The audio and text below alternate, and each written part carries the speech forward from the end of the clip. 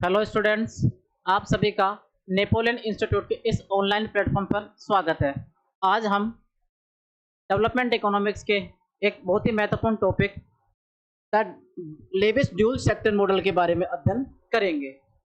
Levi's का यह model 1954 में आया था और इनके रिसर्च पेपर का नाम था economic development with unlimited supply of labour. इन्होंने 1954 में ये पेपर दिया था। अब इसकी the two sectors of A dual economy, उन्होंने दो सेक्टर, इसके अजम्पशन है जिसमें सबसे प्रमुख अजम्पशन, जिससे सबसे मेजर अजम्पशन कौन सी है, उसके दो सेक्टर हैं। दो सेक्टर में से कौन कौन सा है? एक तो ट्रेडिशनल सेक्टर है जिसे सबसिस्टेंस सेक्टर भी कहते हैं, रूरल एग्रीकल्चर है, और दूसरा सेक्टर कौन सा है? मॉडर्न सेक्टर या अर्बन इंडस्ट्रियलाइजेशन। अब इन सभी की कुछ स्पेशल कैरेक्टरिस्टिक्स होती हैं। अब वो कैरेक्टरिस्टिक्स क्या है वो देखेंगे अपन। सबसे पहले अपन देखते हैं ट्रेडिशनल या सबसिस्टेंस सेक्टर की रूरल एग्रीकल्चर के क्या क्या अजम्पशंस हैं। जैसे फर्स्ट है large often disguised surplus of labour, यानी कि एग्रीकल्चर सेक्टर के पास में इतना सरप्लस लेबर है और उसमें प्रचंड बेरोजगारी है। Marginal productivity of labour is equal to zero और below the subsistence wage rate, यानी कि उसकी मार्जिनल प्रोडक्टिविटी है, वेज कितनी है उसकी? जीरो है, यानी कि लेबर लगा हुआ है, जो एक्स्ट्रा लेबर लग रहा है उसकी जो प्रोडक्टिविटी है वो कितनी है? जीरो है। Output share according to average product not marginal product, यानी कि उसको आउटपुट का जो शेयर है वो किस तरह जा रहा है? एवरेज प्रोडक्ट के अकॉर्डिंग जा रहा है, मार्जिनल प्रोडक्ट के अकॉर्डिंग नहीं जा रहा है। Wage fixed at industrial subsistence level, यानी कि इंडस्ट्रियल इंस्टीट्यूशनल सबसिस्टेंस, यानी कि इंडस्ट्रियल सेक्टर में वेज रेट उसकी फिक्स है। Low capital intensity traditional technology, यानी कि उसकी कैपिटल इंटेंसिटी है, उसमें कैपिटल पूंजी गहनता क्या है उसमें कम है, और टेक्नोलॉजी कैसी? पुरानी परंपरागत तकनीक का उपयोग वो कर रहे हैं। अब दूसरा सेक्टर है मॉडर्न सेक्टर या कैपिटलिस्ट सेक्टर। इसकी कैरेक्टरिस्टिक क्या है? Use reproducible capital and modern technology, modern technology का यूज करता है। Labour hired at the fixed real wage is equal to 30% about subsistence labour, मतलब जो वो हायर कर रहा है, नया लेबर जो हायर कर रहा है वो क्या कर, नया लेबर किसमें? जो उनकी प्रोडक्टिविटी है, उनकी जो पहले से ही फिक्स्ड रियल वेज है, वेज रेट कैसी है?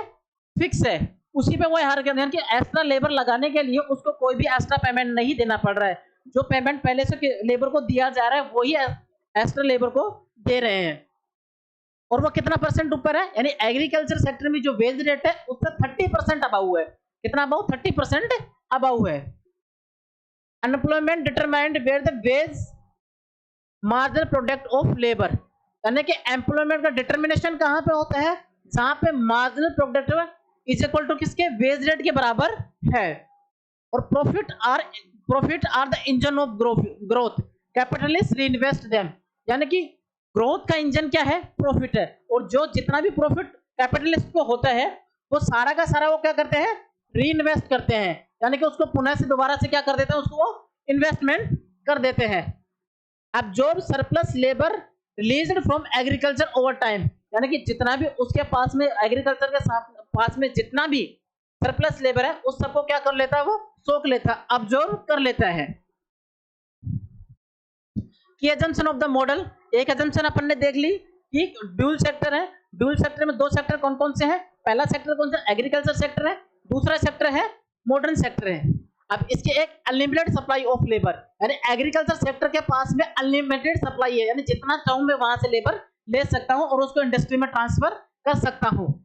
कांस्टेंट इंस्टीट्यूशनल वेज रेट, यानी कि जो इंडस्ट्री में है वो वेज रेट कैसी है? फिक्स है। प्रॉफिट आर रीइन्वेस्टमेंट, यानी कैपिटलिस्ट के बाद, कैपिटलिस्ट जो पूंजीपति है वो अपने लाभों को दोबारा से क्या करता है? रीइन्वेस्टमेंट करता है। उसे 100 रुपए का फायदा हुआ, उसको 100 रुपए को वापस से बढ़ा इन्वेस्टमेंट कर देगा। 200 को हुआ, 200 को रीइन्वेस्टमेंट कर देगा, यानी कि अपने प्रॉफिट को बार बार में वो इन्वेस्टमेंट करता जाता है। टू सेक्टर ड्यूलिटी, अपन देख चुके दो सेक्टर है, पहला ट्रेडिशनल सेक्टर है, दूसरा मॉडर्न सेक्टर है, और जिसकी मार्जिनल प्रोडक्टिविटी क्या है? जीरो है एग्रीकल्चर सेक्टर की। और नो टेक्नोलॉजी चेंज, यानी कि टेक्नोलॉजी क्या है? कांस्टेंट है। और परफेक्ट लेबर मोबिलिटी, यानी कि लेबर को एक सेक्टर से हटा करके दूसरे सेक्टर में ट्रांसफर किया जा सकता है। अब ये मॉडल ग्रोथ को कैसे जनरेट करता है, इसके लिए अपन एक बार डायरेक्ट डायग्राम देख लेते हैं। अब स्टार्टिंग के ये दो डायग्राम, इसमें अपन देखेंगे ट्रेडिशनल सेक्टर कैसे रन करता है। अब जैसे ये टोटल प्रोडक्टिविटी है, ये टीपी कर्व है, जो किसका फंक्शन है, जो फंक्शन हो लेबर एंड कैपिटल का, और जिसमें कैपिटल क्या है, कांस्टेंट है। और ये टोटल प्रोडक्टिविटी इस पॉइंट पर मैक्सिमम है। अब जिस पॉइंट पे ये मैक्सिमम होती है, टोटल प्रोडक्टिविटी जिस पॉइंट पर मैक्सिमम होती है, उस पॉइंट पर मार्जिनल प्रोडक्टिविटी क्या होती है, मिनिमम होती है। क्या होती है, मिनिमम होती है। यानी कि इस पॉइंट पर ये मार्जिनल प्रोडक्टिविटी क्या हो गई, 0 हो गई, और ये क्या हो गया, ये एवरेज प्रोडक्ट हो गया। अब ये तो एपी हो गई और ये एमपी हो गई। अब इस पे क्या है, ये मिनिमम है।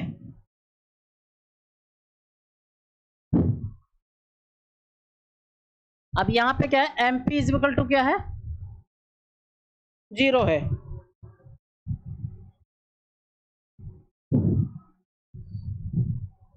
एमपी 0 है, और एवरेज प्रोडक्ट ये किसका डिटर्मिनेशन कर रहे हैं, ये वेज रेट का डिटर्मिनेशन कर रहा है। ये एग्रीकल्चर सेक्टर की क्या है, ये वेज रेट है। टोटल प्रोडक्ट यहां पे क्या है, ये टीपी क्या है, मैक्सिमम है।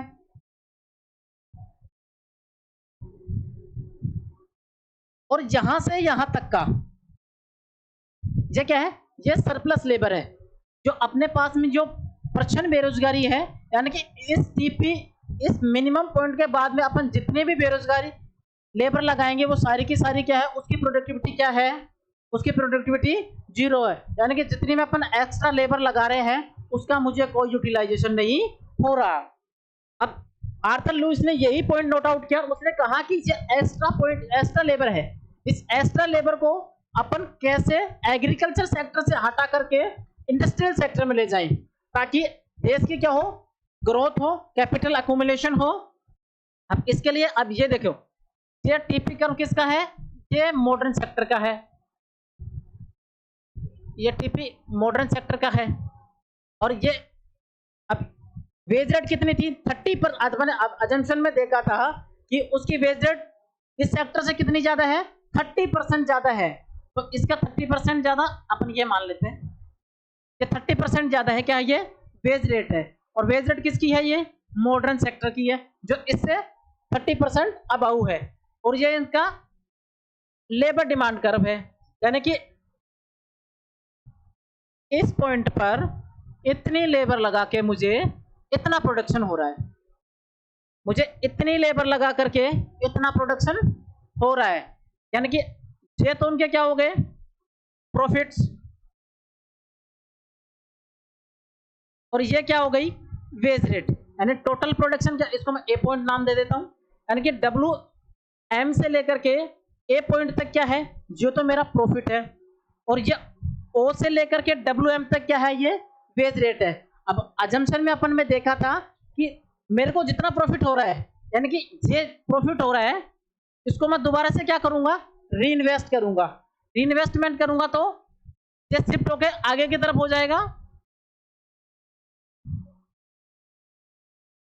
जैसे ही ज्यादा करूंगा तो मुझे लेबर ज्यादा चाहिए होगी ना, जैसे इन्वेस्टमेंट बढ़ाऊंगा मैं तो लेबर ज्यादा चाहिए होगी, लेबर ज्यादा चाहिए होगी तो मेरा टोटल प्रोडक्शन बढ़ेगा, और टोटल प्रोडक्शन ऊपर शिफ्ट होके क्या हो जाएगा, ये TP1 हो जाएगा, TP1। अब इतनी लेबर लगा करके मुझे प्रोडक्शन, टोटल प्रोडक्शन इतना हो रहा है। वेज रेट क्या है, फिक्स है। अपन ने देखा था पहले ही कि वेज रेट क्या रहेगी, फिक्स रहेगी, क्योंकि लेबर अपने पास में एक्स्ट्रा है, मुझे ज्यादा पैसा देने की जरूरत नहीं पड़ेगी, क्योंकि मुझे इसी वेज रेट पर ज्यादा बंदे मिल सकते हैं जो काम कर सकते हैं इंडस्ट्रियल सेक्टर में। अब एक बार अपन ये प्रॉफिट हो गया, मेरा प्रॉफिट बढ़ गया, ये A1 हो गया। यदि मैं इसको दोबारा से रीइन्वेस्टमेंट करता हूं तो ये यहां पर आ गया। अब मैं लेबर की मात्रा बढ़ गई, पहले इतनी लेबर लग रही थी, फिर इतने की, और फिर इतनी हो गई। अब ये लेबर जैसे ही बढ़ी तो टीपी कर्व और ऊपर अबाउ शिफ्ट हो जाएगा, अबाउ शिफ्ट होते ही टोटल प्रोडक्शन बढ़ जाएगा, ये टीपी2 हो जाएगा। जैसे टीपी2 होता है टोटल प्रोडक्शन क्या हो जाता है, बढ़ जाता है। अब आर्थर लुईस ने बताया कि जैसे, और ये प्रोसेस कब तक चलती रहेगी, ये प्रोसेस तब तक चलती रहेगी जब तक यहाँ का ये सरप्लस लेबर समाप्त नहीं हो जाता, यानी जब तक एग्रीकल्चर सेक्टर का कमर्शियलाइजेशन नहीं हो जाता तब तक ये प्रोसेस चलती रहेगी। और जैसे ये जहां पर एग्रीकल्चर सेक्टर का कमर्शियलाइजेशन हो जाएगा, इकोनॉमी की क्या हो जाएगी, ग्रोथ हो जाएगी, और ये वेज रेट भी क्या हो जाएगी, अबाउ हो जाएगी। अब देखते हैं इसको, सरप्लस लेबर होती है, surplus labour exist in agriculture near zero marginal product, यानी कि सरप्लस जो लेबर है उसकी मार्जिनल प्रोडक्टिविटी क्या होती है, जीरो होती है। और modern sector hire this labour at a fixed wage about substance, यानी कि एक फिक्स वेज रेट पर वो लेबर को हायर कर सकता है, because wage rate is less than marginal productivity capitalist earn A profit surplus, यानी कि जितना वो कमा रहा है उससे वो कम की वो मार्जिनल प्रोडक्टिविटी है। Profit are reinvestment capital stock grow, profit को क्या करेगा, वो रीइन्वेस्टमेंट करेगा, उससे क्या होगा, टोटल कैपिटल स्टॉक बढ़ जाएगा, और उससे टोटल कैपिटल स्टॉक जैसे ही बढ़ेगा तो लेबर डिमांड बढ़ जाएगी, और जैसे लेबर डिमांड बढ़ेगी तो जो अपने पास जो एक्स्ट्रा लेबर थी वहां से अपना लेबर ले लेंगे। More workers move from agriculture to industry, wage still constant, wage यहाँ पे कांस्टेंट इसलिए रहेगी क्योंकि एग्रीकल्चर सेक्टर में सरप्लस लेबर है, अभी भी एग्जिस्ट कर रही है। वेज रेट उस कंडीशन में बढ़ेगी जब एग्रीकल्चर सेक्टर का कमर्शियलाइजेशन हो जाएगा और एग्रीकल्चर सेक्टर में वेज सरप्लस लेबर खत्म हो जाएगी। साइकिल रिपीट, और साइकिल कब तक रिपीट होता जाएगा, जब तक एग्रीकल्चर सेक्टर का ग्रोथ नहीं हो जाती है, कमर्शियलाइजेशन। अब इसकी अपन लिमिटेशंस देख लेते हैं। अब उन्होंने बताया था क्या, मार्जिनल प्रोडक्टिविटी क्या होती है, जीरो होती है, लेकिन जोगरसेन ने इस बात को क्या किया, क्वेश्चन मार्क किया, किसी भी कोई भी आदमी एक्स्ट्रा लगेगा तो ऐसा तो है नहीं ना कि वो कुछ भी प्रोड्यूस नहीं करेगा, तो फिर मार्जिनल प्रोडक्टिविटी जीरो नहीं हो सकती। दूसरा है constant real wage unrealistic, because अपन देखते हैं कि इकोनॉमी में बहुत सारे यूनियंस बने होते हैं, इसी तरह अनएम्प्लॉयमेंट बेरोजगारी संघ बना होता है, वो वेज रेट में कांस्टेंट कैसे बने रहने दे सकता है, एक पर्टिकुलर टाइम तक ही रहेगी, एक पर्टिकुलर टाइम के बाद उसको वेज रेट बढ़ाना पड़ेगा। तीसरा इसका है लिमिटेशन क्या है, अज्यूम फुल प्रॉफिट रीइन्वेस्टमेंट, ये अज्यूम करता है कि मेरे पास में जितना भी प्रॉफिट आया उसको सारे को मैं क्या करूंगा, उसको दोबारा से इन्वेस्टमेंट करूंगा, पर ऐसा नहीं होता है। किसी के पास भी आता है वो सेविंग करता है, दूसरे कार्यों में लगाता है, उसको पूरे को रीइन्वेस्टमेंट उसी क्षेत्र में वो नहीं करता है। इग्नोर लेबर अनएम्प्लॉयमेंट, यानी कि जो अर्बन सेक्टर में है ना, अर्बन सेक्टर में जो अनएम्प्लॉयमेंट है उसके बारे में उसने कोई बात नहीं करी, उसने सिर्फ यह माना कि बेरोजगारी सिर्फ एग्रीकल्चर सेक्टर में होती है, यानी गांव में ही बेरोजगारी होती है, शहर में कोई बेरोजगारी नहीं होती है। कैपिटल इंसेंटिव बायस, मतलब मॉडर्न सेक्टर है जो कैपिटल को दूसरी जगह पे यूज कर सकता है, उसने बोला कि कैपिटल सिर्फ और सिर्फ मॉडर्न सेक्टर में होती है, एग्रीकल्चर सेक्टर में कैपिटल नहीं होती, पर ऐसा नहीं होता है, एग्रीकल्चर सेक्टर में भी कैपिटल होती है। Neglect agriculture growth, agriculture sector को उसने कोई नहीं कहा, उसने कहा कि एग्रीकल्चर की growth at the last point पर होगी, पर ऐसा नहीं होता है, एग्रीकल्चर की growth beyond time to time होती रहती है। अब इसकी समरी देख लेते हैं अपन। ड्यूल इकोनॉमी, दो सेक्टर होते हैं, an economy with two existing sector, substance sector, agriculture and capitalist. Surplus labour किस में होता है, एग्रीकल्चर सेक्टर में, जिसकी मार्जिनल प्रोडक्टिविटी क्या होती है, जीरो होती है, और वेज रेट क्या होती है, जीवन, मतलब उनको वेज रेट कैसी दी जाती है ताकि वो अपना सिर्फ जीवन यापन कर सके, क्योंकि वो यदि सेविंग करेंगे, जब उन्होंने माना है कि सिर्फ सेविंग कौन करता है, कैपिटलिस्ट सेविंग करता है, इसलिए मजदूर को सिर्फ मजदूरी कितनी दी जा रही है ताकि वो उसका जीवन यापन कर सके, उसके पास कोई सेविंग नहीं होती है।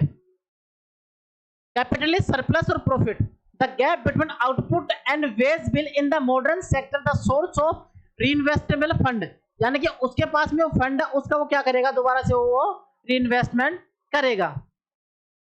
लेविस का टर्निंग पॉइंट क्या था?